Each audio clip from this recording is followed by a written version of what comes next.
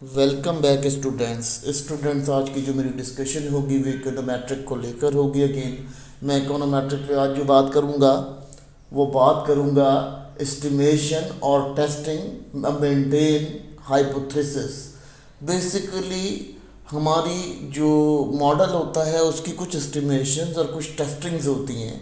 वो टेस्टिंग्स के कुछ स्टेजेस होती हैं, आज हम उनको डिस्कस करेंगे, जिनसे हमें ये पता चलेगा कि हमारा मॉडल वेरीफाइड कैसे होता है और हम उसे कैसे वेरीफाई कर सकते हैं या हम उनकी कैसे डिस्कशन कर सकते हैं। ये बातें हम आज इस स्लाइड के अंदर डिस्कस करेंगे।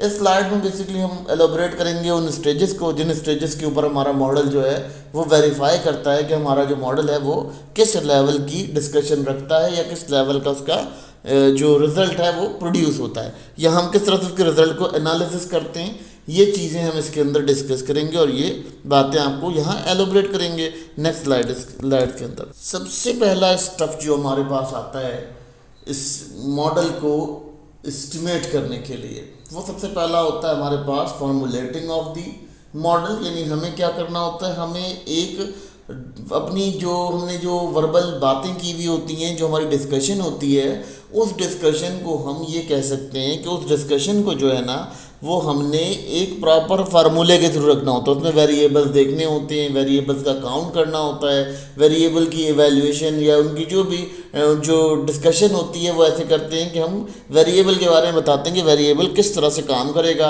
हमारा वेरिएबल कौन कौन सा होगा, इकोनॉमिक वेरिएबल्स कौन कौन से होंगे। उनको एक प्रॉपर चेन में रखने का नाम फॉर्मुलेशन होती है। उस फॉर्मुलेशन से हमारा मॉडल कंफर्म करता है कि हमारा मॉडल ओके है या उसमें कोई गड़बड़ आ रही है। तो ये फॉर्मुलेशन जो है हमारा सबसे इंपॉर्टेंट काम होता है और हम इसको इकोनॉमिकली बहुत ज़्यादा इसको वास्ट करके डिस्कस करते हैं। जब हम इकोनॉमिकल पैटर्न के ऊपर बात करेंगे तो हम इसको मज़ीद डिस्कस करेंगे। उसके बाद जो हमारा नेक्स्ट स्टेप होता है वो बहुत इंपॉर्टेंट होता है, वो हम करते हैं डाटा कलेक्शन। डाटा कलेक्शन क्या होता है कि बेसिकली आपके डिफरेंट गवर्नमेंट के इदारे होते हैं, उन गवर्नमेंट का कुछ स्टैटिकल डाटा बना हुआ होता है। उस स्टैटिकल डाटा को यहाँ पर कलेक्ट करना हमारे लिए अहम मकसद होता है, यह हमारी अवलीन तरजीह होती है। जिससे हम इसको डिस्कस कर सकते हैं कि हमारा जो डाटा है वो बिल्कुल फाइन फॉर्म में है, उसकी जो हमें जो डाटा मिला है वो बिल्कुल एग्जैक्ट फॉर्म में है। इसकी वेरिफिकेशन जब हम फॉर्मुलेशन कर लेते हैं तो फिर हम उस डाटा को कलेक्ट करते हैं जो उस मॉडल से रिलेटेड होता है। उस मॉडल के से रिलेटेड डाटा को हम उसमें चस्पा करते हैं, उस डाटा को अटैच करते हैं, तब हमारा जो मॉडल है वो मज़ीद उसकी जो वेरिफिकेशन होती है वो हो जाती है कि हमारा मॉडल वेरीफाइड है या नहीं है, इसमें कोई फ्लॉ रह गया, इसमें कोई कमज़ोरी रह गई है। तमाम कमज़ोरियाँ हम उसी से अंडर एस्टिमेट करते हैं, उसी से डिस्कस करते हैं। ठीक है। मॉडल स्पेसिफिकेशन, अब हमें क्या होता है मॉडल के अंदर कुछ ऐसे वेरिएबल्स लेते हैं, हम कुछ ऐसे डिटर्मिनेंट्स लेते हैं जो हमारे मॉडल को फंक्शनल करते हैं, हमारे मॉडल को किसी कारआमद बनाते हैं। तो वो क्या होता है, मॉडल की स्पेसिफिकेशंस होती है। स्पेसिफिकेशन ये होती हैं कि लेट सपोज मैंने देखा कि मॉनेटरी मॉडल है, ठीक है, कोई मॉनेटरी मॉडल है तो ऑलमोस्ट उसके कुछ वेरिएबल्स जो होंगे वो मॉनेटरली बिहेव करेंगे। मार्केट के अंदर जब मैं उसको लगाऊंगा या रियल वर्ल्ड के अंदर लगाऊंगा तो वो उसका बिहेवियर जो होगा वो behaviour related to the need of current age होगा या करंट पीरियड होगा। तो उससे भी हमें हमारा हाइपोथेसिस कंफर्म करता है कि हमारा हाइपोथेसिस ठीक है या नहीं है। देखिए बेसिकली हम क्या करते हैं, हम इससे जो है वो कोई इंट्रैक्शन किसी टर्म के साथ जोड़ना, किसी चीज़ के साथ उसको रिलेवेंट करना, ये हमारे मॉडल की जो स्पेसिफिकेशन होती है। ऐसा होता है कि इसमें कुछ यूनिकनेस होती है हमारे मॉडल में, तो ये हमारा मॉडल कंफर्म करता है कि हमारा जो मॉडल है उसकी वैल्यू एज ए कंसिडर की जा सकती है सेपरेट मॉडल, या उसके कुछ सेपरेशन कंसिडर किया जा सकता है।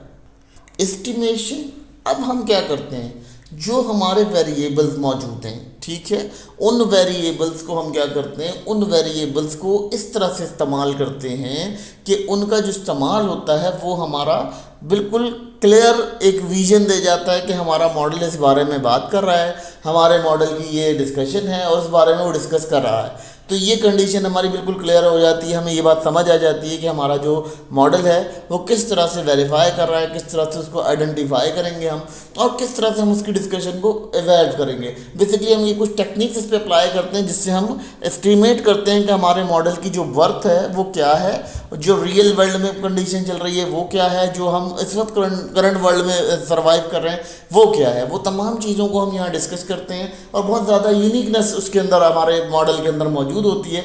उसकी वजह से हम क्या करते हैं, हम उसको डिस्कस करना में आसानी हो जाती है, हम ये चीज़ समझने में आसानी हो जाती है कि हमारा मॉडल यहाँ काम करेगा या नहीं करेगा, ये वैलिड है या नहीं है। ये वैलिडिटी वगैरह को डिस्कस करने का नाम जो है वो हमारे मॉडल को आइडेंटिफाई करना होता है।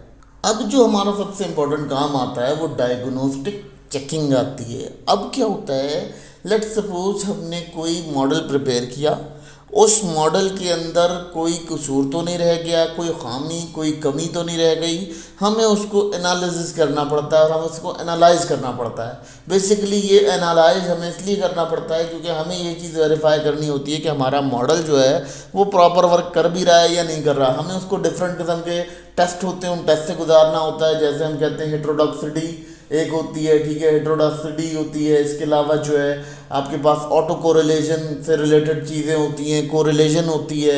इसी तरह की बहुत सारी चीज़ों को हम यूज़ करके उससे हम अपने मॉडल को वेरीफाई करते हैं कि हमारा मॉडल जो है वो अब प्रॉपर वर्क कर रहा है या नहीं कर रहा है, या इसकी नीड है भी इस मार्केट में या नहीं। ये तमाम बातें जो है हमें इससे कि डायग्नोस्टिक चेकिंग से आती हैं। हम इसको चेक करते हैं, डिफरेंट डेटा के ऊपर रख के चेक करते हैं जिससे हमें एनालिसिस कंप्लीट हो जी। तो अब जो हम बात करने जा रहे हैं वो बात कर रहे हैं जी हाइपोथेसिस टेस्टिंग के ऊपर।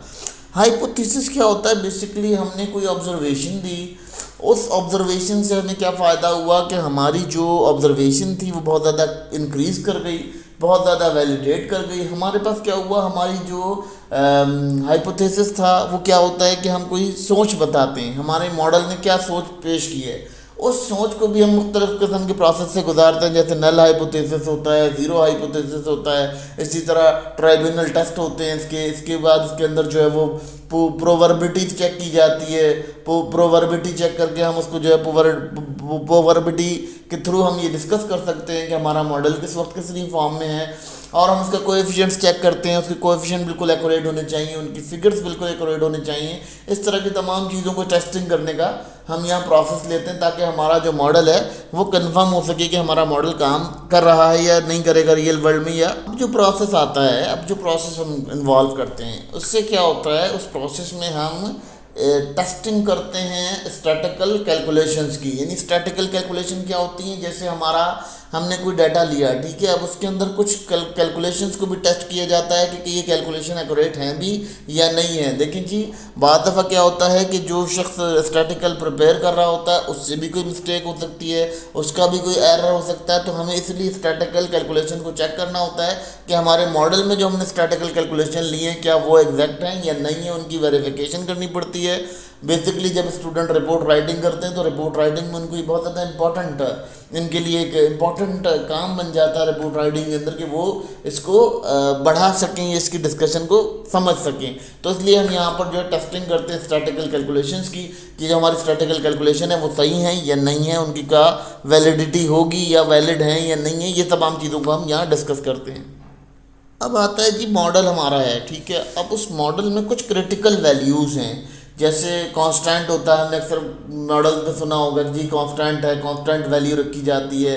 तो वो कांस्टेंट की भी एक वैल्यू होती है, उस क्रिटिकल वैल्यू की फाइंडिंग जो है वो हमें लाजमी करनी होती है ताकि हमारा मॉडल वेरीफाई कर सके कि हमारा मॉडल किस तरह से काम कर रहा है। तो ये स्टेज के ऊपर हम क्या करते हैं, हम उस क्रिटिकल फाइंडिंग को यहाँ पर डिस्कस करते हैं और उसको बाकायदा देखा जाता है कि अगर हम उस क्रिटिकल फाइंडिंग का एक रेशियो निकालते भी हैं तो वो उस मॉडल पे प्रॉपर काम कर भी रहा है या नहीं कर पा रहा है, या इसको कोई और प्रॉब्लम है, जिसके जो भी मैटर्स होंगे उस मैटर्स को रिजॉल्व किया जा सके, ताकि वो जो क्वेश्चन आपकी क्वेरीज हैं जो स्टूडेंट पढ़ रहा है या जो स्टैटिकल पढ़ रहा है उसके अंदर उसकी जो क्वेरीज हैं वो रिमूव हो जाए, या आपका जो मॉडल पढ़ रहा है उसको जो क्वेरीज आ रही हैं वो क्वेरीज रिमूव हो जाएँ। तो इस तरह से आपका जो मॉडल है वो वेरीफाई करता है इस स्टेज के ऊपर कि आपने जो है वो उसकी डिटर्मिनेशन जो है क्रिटिकली की है या नहीं की, उसकी जो वैल्यूज़ हैं वो क्रिटिकली आपने इसके साथ मर्ज करनी चाहिए और करनी चाहिए, टेस्टिंग होती है इसकी। इसके बाद आपकी जो मॉडल है उसमें डिसीजन रूल डालना है आपने। डिसीजन रूल कैसे डालते हैं कि स्टूडेंट जब करते हैं तो उसमें क्या होता है, उसमें वो कुछ वजूहात पेश करें कि अगर तो ये मॉडल रिजेक्ट होगा तो किस सूरत में रिजेक्ट होगा, ठीक है। यानी जैसे नल हाइपोथेसिस का रिजेक्ट होगा या इसको जो हम कहेंगे कि इसको फेवर में होगा या इन फेवर नहीं होगा। ये तमाम रीजंस या ये तमाम चीज़ों को डिस्कस करना भी आपके मॉडल का एक अहम हिस्सा होता है। जिससे क्या होता है कि आपका जो जो आपके बाद पढ़ने वाला मॉडल को पढ़ने वाला होता है उसका एक आपका ऊपर जनरल परसेप्शन बन जाती है कि आपका जो मॉडल है वो किस चीज़ के बारे में बात कर रहा है, कौन सी आप बात उसके अंदर एलिब्रेट करना चाहते हैं, किस बात को आप खोलना चाह रहे हैं, किस बात का आप जो है वो किस बात को बढ़ाना चाह रहे हैं। तो ये बातें जो है यहाँ डिसीजन रूल के अंदर की जाती हैं और आपको अपने मॉडल के अंदर लाजमी तौर पर थोड़े से स्पेसेस रखने चाहिए जिससे वेरीफाई हो सके कि आपका मॉडल कैरी करता है या नहीं करता है, या उसमें जो भी फ्लॉज हैं वो फ्लॉज आपके सामने आ जाएँ, आपको नज़र आ जाए कि फ्लॉज जो हैं वो रेगुलरली हो रहे हैं, क्रिएट हो रहे हैं ये फ्लॉज। तो इन फ्लॉज को क्रिएट करना या इनसे कमी पेशी करना ये आपके ऊपर डिपेंडेंट होता है और आप इसको डिपेंड कर सकते हैं। अब जी सबसे इम्पोर्टेंट काम आता है आपके मॉडल की तशरीह करना। आपने अपने मॉडल की तशरीह कैसे करनी है? आपने अपने मॉडल की तशरीह कुछ इस तरह से करनी है कि आपने इस चीज़ को देखना है कि आपका जो मॉडल है वो वैलिड है या उसमें कोई कमी आ रही है या उसमें कोई इश्यूज़ आ रहे हैं। वो इश्यूज़ को मैनेज करना या उन इश्यूज़ को देखना आपका अव्वलीन तरजीह होनी चाहिए। आपके पास ये होना चाहिए कि आपका जो आपने मॉडल को इंटरप्रेट किया है यानी आपने उसकी तशरीह की है तो बिल्कुल एग्जैक्ट वे में करें, बजाय इसके कि आप उसकी जो है वो जो उसकी तशरीह है वो गलत तरीके से या गलत अंदाज से कर दें, जिससे रीडर को जो है वो टेंशन क्रिएट ना हो सके, वो डाइवर्ट ना कर सके टेंशन को कि आपकी जो तशरीह थी वो किस लेवल पर या किस नेचर के अंदर डिस्कस की जा सकती है। बेसिकली इंटरप्रिटेशन आप इस तरह से भी कह सकते हो कि आपका जो एक्सप्लेनेशन है आपके मॉडल की वो बिल्कुल क्लियर होनी चाहिए, जिससे रीडर को ये समझ में आ जाए कि आपका मॉडल जो है वो किस बारे में कैसे बात कर रहा है और उस बात को आप डिस्कस कर सको कि आपका जो सिस्टम ऑफ डिस्कशन है वो किस बात में किस बारे में हो रहा है। Sensitivity analysis. अब सेंसिटिविटी एनालिसिस क्या होगा कि आपने उसके अंदर बहुत बारीक बीनी से जायज़ा लेना है कि उसके अंदर कोई रत्ती बराबर का भी डिफरेंस ना आता हो या उसके अंदर कोई क्लैरिटी इस तरह से देनी है आपने कि आपने उसको बिल्कुल ऐसे परफॉर्म करना है कि आपको लगे कि इसमें कोई कसूर मौजूद ना हो, इसके अंदर कोई चीज़ मौजूद ना हो। इसके बाद आप क्या करेंगे, आप उसको रोबस्टनेस यानी आप उसको कह सकते हैं कि आप उसको इस तरह से करेंगे कि उसका रिजल्ट जो है वो बाद दफ़ा अगर कोई वेरिएबल चेंज भी हो जाए तो उसकी जो उसकी मॉडल की वैल्यू है वो उस पर इफेक्ट ना पड़े और मॉडल की जो वैल्यू है वो वैलिडेट रहे, उसकी जो वैलिडिटी है वो कंसिडर की जा सके कि ऐसे डिस्कशन पैटर्न डिस्कस की जा सके। सेंसिटिविटी क्रिटिकल एनालिसिस होता है। बेसिकली क्या होता है कि आपने जो है वो देखना होता है कि आपके मॉडल में जो वैल्यूज़ हैं वो वैल्यूज़ किस हद तक काम कर रही हैं, आपकी वैल्यूज़ किस लेवल की हैं जिस लेवल को आप कूप अप करना चाहते हो या जिससे आप कोई डिस्कशन वास्ट होगी, वाज़े होगी। तो ये कंडीशन आपकी जो है सेंसिटिविटी एनालिसिस के ऊपर डिस्कस की जाती हैं और इसको हम इसलिए डिस्कस करते हैं। फिर आपके जो मॉडल की सबसे इम्पोर्टेंट चीज़ होती है वो होती है reporting and conclusion. Reporting and conclusion क्या होती है? आपने सबसे ज़्यादा इंपॉर्टेंट चीज़ करनी होती है कि आपने उसकी एक रिपोर्ट बनानी होती है, जामा रिपोर्ट बनानी होती है, जिसके अंदर आप इन रिटर्न अपनी समरी देते हो कि आपका जो मॉडल है वो इस बारे में बात कर रहा है, ये उसकी कॉजेज़ हैं, ये उसकी कंसिक्वेंसेस हैं, ये तमाम बातें जो डिस्कशन आपकी की जाती है ये डिस्कशन होती है रिपोर्टिंग एंड कंक्लूजन के अंदर। बेसिकली जब स्टूडेंट्स अपना हाइपोथेसिस लिखते हैं या थीसिस लिखने जा रहे होते हैं तो उन्हें इस चीज़ से पता ही नहीं होती कि रिपोर्टिंग क्या होती है और कंक्लूजन क्या होती है।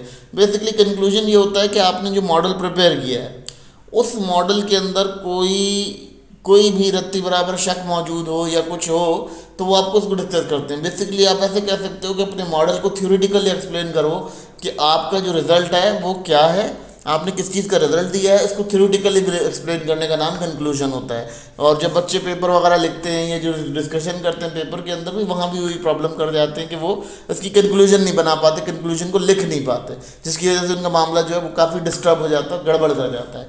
तो ये बच्चों को कंक्लूजन के ऊपर ध्यान देना चाहिए, रिपोर्टिंग बहुत प्रॉपर देनी चाहिए जब वो अपना एनालिसिस दे रहे हैं। देखें जी, ये जो एनालिसिस मैंने आपको यहाँ डिस्कस किया, बेसिकली इसकी डिस्कशन करने का मकसद मेरा यही था कि बच्चों को ये चीज़ समझ आ जाए कि हमने जिन स्टेजेस से गुजर कर मॉडल को चेक करना होता है वो ये मॉडल की स्टेजेस होती हैं। इन स्टेजेस को आप लोगों ने बहुत प्रॉपर तरीके से लेके चलना होता है, जिससे आपका जो मॉडल है वो वेरीफाई करता है, काम करता है। आपका मॉडल देखें, आप जो मॉडल प्रिपेयर कर रहे हो बेसिकली वो मॉडल आपकी रियल वर्ल्ड के अंदर काम करेगा तो उसकी वैल्यू होगी। अगर उसको हम रियल वर्ल्ड में काम नहीं करता है तो ये आपकी वैल्यू को डिस्टर्ब कर देगा और डिसएग्री कर देगा आपको। ये देखें, सिंपल सी बात है कि अगर आपने कोई एक तराजू लिया, तराजू में एक तरफ वज़न ज़्यादा है और एक तरफ वज़न कम है, तो ऑलमोस्ट वो तो बैलेंस में नहीं रहेगा।